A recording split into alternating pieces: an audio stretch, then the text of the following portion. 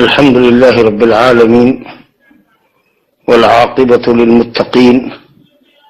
ولا عدوان إلا على الظالمين والصلاة والسلام الأتمان الأكملان على عبد الله ورسوله نبينا وإمامنا محمد وعلى آله وصحبه أجمعين أما بعد. دینی بھائیوں اور اسلامی بہنوں، روزہ ایک عظیم عبادت ہے جو ماہ رمضان میں اللہ نے امت مسلمہ پر فرض کیا ہے. ہر عاقل بالغ مقیم صحت مند مسلمان پر روزہ فرض ہے، ایماناً و احتساباً، اللہ پر ایمان رکھتے ہوئے کہ یہ اس کا فریضہ ہے اور ثواب طلبی کی خاطر آدمی روزہ رکھے تو یہ روزہ اس کے گناہوں کا کفارہ ہے اور عظیم اجر و ثواب کا باعث ہے. لیکن اس کے لیے ضروری ہے کہ ہمیں روزے کے احکام اور مسائل کو جاننا چاہیے تاکہ بڑ بنائے جہالت ہم غلطیوں کا ارتکاب نہ کر بیٹھیں. معلوم ہونا چاہیے کہ اگر کوئی شخص بھول چوک سے یا جہالت کی بنیاد پر یا زور زبردستی اگر کسی غلطی کا ارتکاب کر لے یا اس سے کرایا جائے تو ایسی صورت میں انشاءاللہ اس کے روزے پر کوئی فرق نہیں پڑے گا، کیونکہ اللہ سبحانہ و تعالی نے اس امت سے خطا اور نسیان کو معاف فرمایا ہے. ربنا لا تؤاخذنا ان نسینا او اخطانا، اے رب ہمارے بھول چوک پر اور ہماری خطاؤں پر ہمارا مواخذہ مت فرما. تو مسلم شریف کی حدیث ہے کہ اللہ نے فرمایا قد فعلت، میں نے یہ دعا تمہاری قبول کی. اور زور زبردستی اگر کسی کو کوئی کھانے پر مجبور کر دے یا کسی ایسے کام پر مجبور کر دے جس سے روزہ ٹوٹ جاتا ہے تو بھی روزہ اس کا نہیں ٹوٹے گا. اللہ نے مکرہ شخص سے، مجبور کر دیے گئے شخص کو معاف فرمایا ہے. ارشاد ربانی ہے الا من اکرہ وقلبہ مطمئن بالایمان، اگر آدمی مجبور کر دیا جائے لیکن دل میں ایمان مطمئن ہو، جاگزی ہو، تو بھی آدمی کافر نہیں ہوتا کفر کا کلمہ پڑھنے. تو بہرحال ایک مسلمان کی ذمہ داری ہے کہ جب وہ مسلم معاشرے میں رہتا ہے، علماء کے درمیان رہتا ہے، اسلامی اور دینی مدارس کے بیچ زندگی گزارتا ہے، تو اس کو شریعت کا علم حاصل کرنا چاہیے یا علماء سے دریافت کرنا چاہیے تاکہ جہالت ختم ہو اور جہالت اس کے لیے عذر نہ بنے، کیونکہ ہر وقت اور ہر جگہ جہالت عذر بھی نہیں بنتی. بہرحال ہمیں بطور خاص ان چیزوں سے تو پرہیز کرنا ہی چاہیے جن سے ہمارا روزہ باطل ہو جاتا ہے، اور اس میں سب سے پہلے نمبر پر جو چیز ہے وہ ہے جمع اور ہم بستری کرنا. صبح صادق کے طلوع سے لے کر غروب آفتاب تک عورت کا استعمال، بیوی کا استعمال ہمارے لیے ممنوع ہے. اور اگر کوئی شخص جانتے بوجھتے اور ارادے اور اختیار کے ساتھ رمضان کے دن کے اوقات میں بیوی پر واقع ہوتا ہے تو اس کے اوپر 3 چیز لازم ہے. ایک تو اپنے گناہوں کے لیے وہ اللہ سے معافی چاہے کہ اس نے بہت جرم عظیم کا ارتکاب کیا،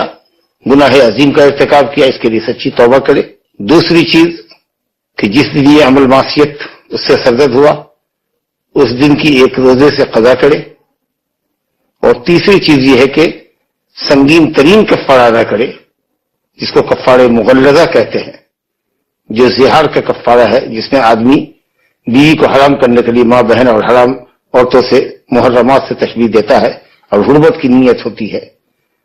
تو اس کا کفارہ یہ ہے کہ وہ ایک مومن غلام کو آزاد کرے، اور اگر اس کی طاقت نہیں رکھتا یا غلام نہیں پایا جاتا جیسے کہ آج کل نہیں پایا جا رہا ہے الحمدللہ، تو 2 مہینے کا لگاتار پے در پے روزہ رکھے. ایک روزہ بھی اگر بلا عذر شرعی کے اس نے توڑ دیا تو رکھے ہوئے روزے تمام باطل ہو گئے، پھر سے نئے سرے سے 2 مہینے کا روزہ ہوگا. اور اگر اس کی طاقت نہ رکھے، آدمی کبیر السن ہو یا کثیر الشہوہ ہو، تو ایسے آدمی کے لیے ہے کہ وہ 60 مسکین کو کھانا کھلائے، یا تو پکا کے کھلائے بھر پیٹ یا 1.5 کلو چاول یا آٹا ہر مسکین کو دے. اگر اس عمل میں بیوی نے بھی اس کا ساتھ دیا ہے، پہلے تو اس نے آناکانی کی لیکن پھر وہ راضی ہو گئی، تو اس پر بھی یہ 3 چیزیں لازم ہیں صحیح قول کے مطابق. لیکن اگر بیوی نے انکار کیا شدت کے ساتھ، یہاں تک کہ مرد نے سختی کی، اس کی پٹائی کی، زور زبردستی کی، اس کے ہاتھ پاؤں باندھ دیے، حقیقی اکراہ اور اجبار سے وہ عورت گزری ہے،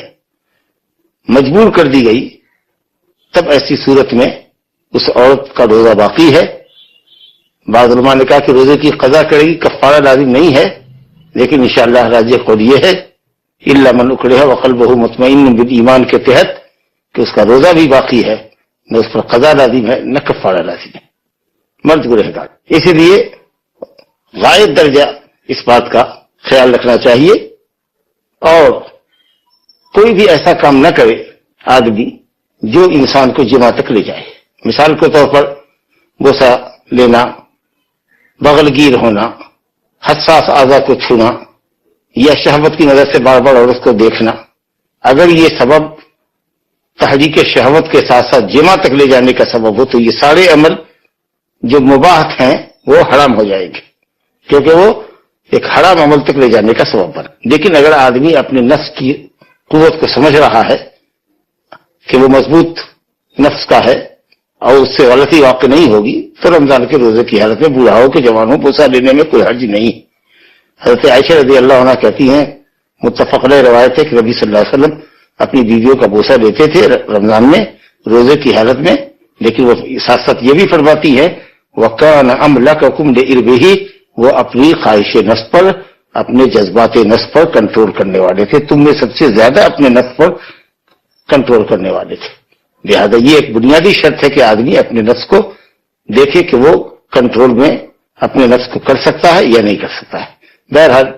احتراز اگر کرے تو بہتر ہے۔ دوسری چیز جو انسان کے روزے کو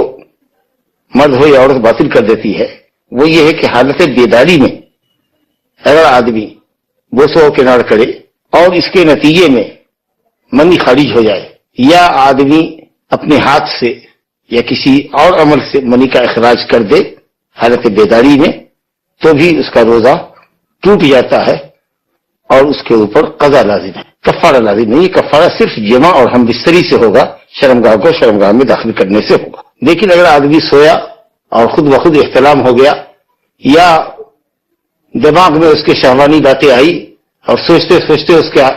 انزال ہو گیا، تب ایسی صورت میں اس کا روزہ نہیں ٹوٹے گا، غسل واجب ہے، غسل کر کے وہ اپنے روزے کو پورا کرے۔ تیسری چیز جس سے ہمارا روزہ باطل ہو جاتا ہے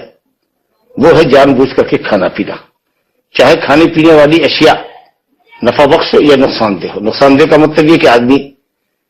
سگریٹ نوشی کرے، جس کو منہ سے لیتا ہے حلق کے نیچے لیتا ہے، اور کھانے پینے کی مفید اشیاء جیسے کھانے پینے کی جو غذائی اجناس ہے، پھل فروٹ وغیرہ ہے، تو اگر یہ جان بوجھ کے کھاتا ہے تو اس کا روزہ ٹوٹ جائے گا، اور ایک عمل حرام کا اس نے ارتکاب کیا۔ اس کو لازم ہے کہ وہ اللہ سے توبہ کرے اور اپنے اس روزے کی قضا کرے، دن کے بقیہ حصوں میں من باب الاحترام روزے کا احترام کرتے ہوئے رکا رہے، لیکن جان بوجھ کر کھانے پینے والے شخص کے لیے سوائے قضا کے اور کچھ لازم نہیں ہے۔ توبہ کرے، قضا کرے، یعنی کفارہ لازم نہیں ہے،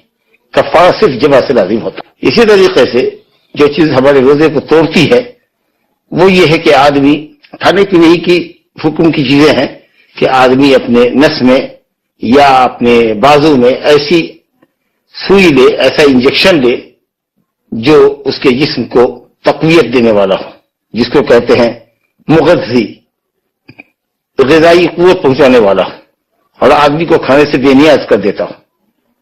تو یہ بھی کھانے پینے کے ہی کم میں ہے، اس کا روزہ ٹوٹ جائے گا اور اس کو قضا لازم آئے گی، اس پر قضا لازم آئے گی۔ اور اسی طریقے سے اگر آدمی روزے کی حالت میں پچنا لگاتا ہے، بہت زیادہ خون نکلوا لیتا ہے، کسی کو خون دینے کے واسطے 200 ml 400 ml 500 ml خون نکال دیتا ہے روزے کی حالت میں، تو اس کا روزہ ٹوٹ جائے گا۔ حدیث ہے افطر الحاجم والمحجوم، حاجم اور محجوم، پچنا لگانے والے اور پچنا لگوانے والے دونوں کا روزہ ٹوٹ جاتا ہے۔ تو پہلے تو سنگی لوگ منہ سے لیا کرتے تھے تو خطرہ تھا، اب تو چونکہ انجیکشن سے دیتے ہیں تو اس کا تو روزہ نکالنے والے کا نہیں ٹوٹے گا، البتہ جس کا خون نکالا جا رہا ہے اس کا روزہ ٹوٹ جائے گا۔ یا آج کل کپنگ روزے کی حالت میں اگر آپ کر رہے ہیں، خون نکل رہا ہے، تو جو شخص کپنگ کرا رہا ہے، حجامہ کروا رہا ہے، اس کا روزہ ٹوٹ جائے گا، کرنے والے کا نہیں ٹوٹے گا کیونکہ وہ منہ سے نہیں لے رہا ہے خون۔ تو اس طریقے سے خون کا نکالنا جسم سے روزے کی حالت میں، یا اسی طریقے سے خون کا چڑھانا، کیونکہ خون چڑھانے سے بھی انسان کے جسم میں طاقت ہوتی ہے۔ ہم غذائی چیزیں جو کھاتے ہیں، پھل فروٹ کھاتے ہیں، غلے کھاتے ہیں، قوت کے لیے خون بنتا ہے، خون سے گوشت بنتا ہے، اگر وہ چیز ہمارے خون چڑھانے سے حاصل ہوتی ہے تو خون چڑھوانا بھی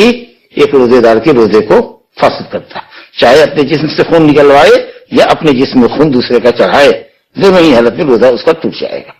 لیکن اگر انجیکشن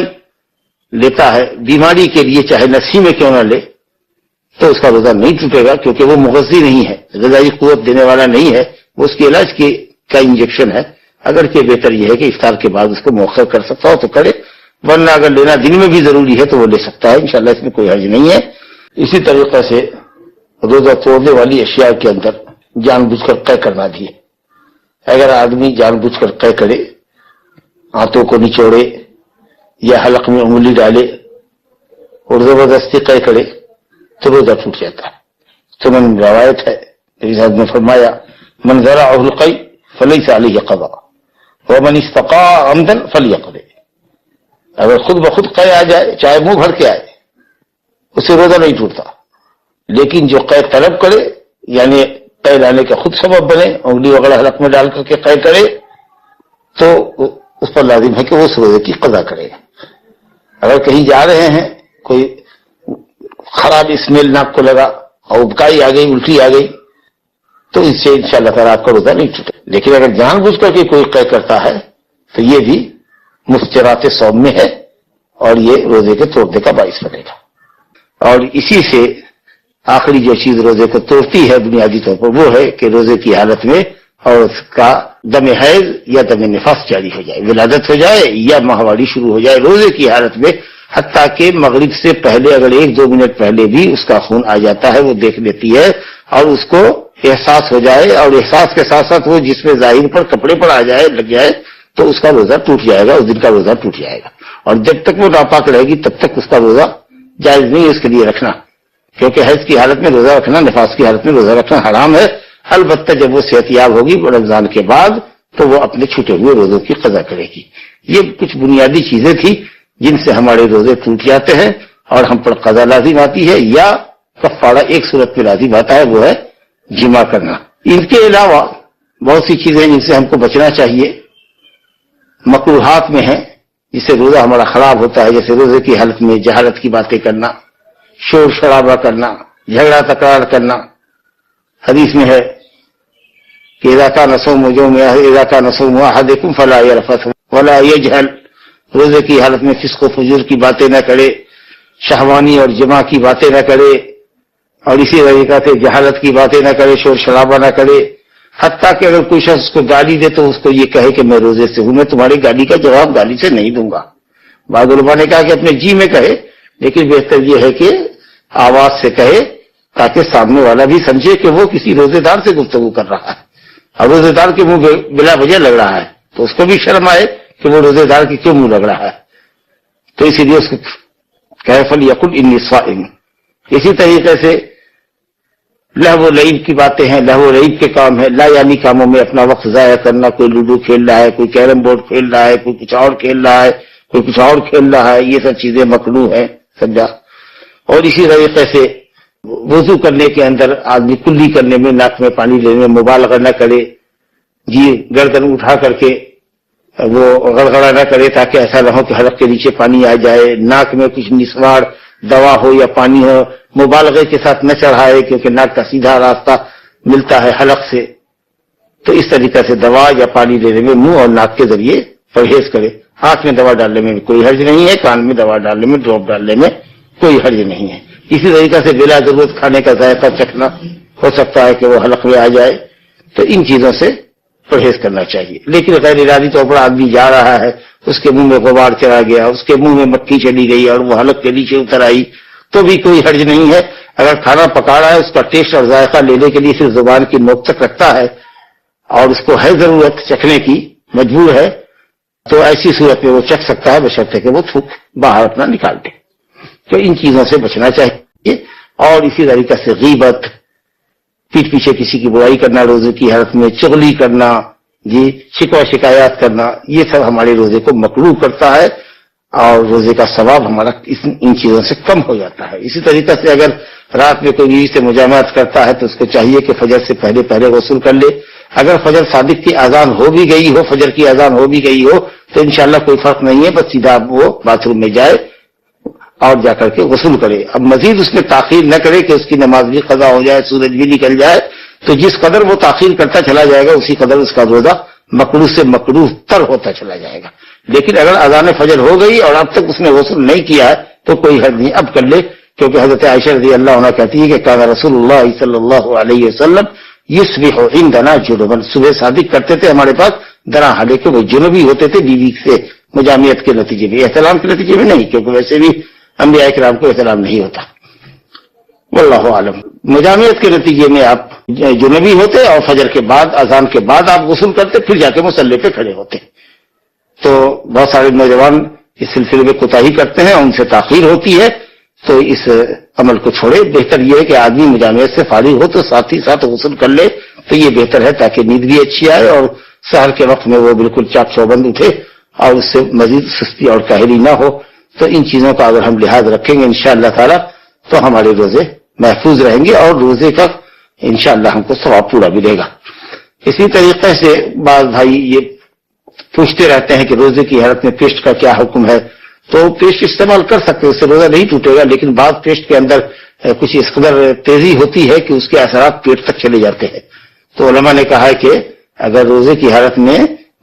معجون نہ کرے، یعنی پیسٹ نہ کرے، یا پاؤڈر کی شکل میں ہو کہ پیسٹ کی شکل میں، تو بہتر ہے۔ تاہم اگر وہ استعمال کرتا ہے تو انشاءاللہ جائز ہے، مگر اس بات کا خیال رکھے کہ اس کے جو پیسٹ کا پھین ہوتا ہے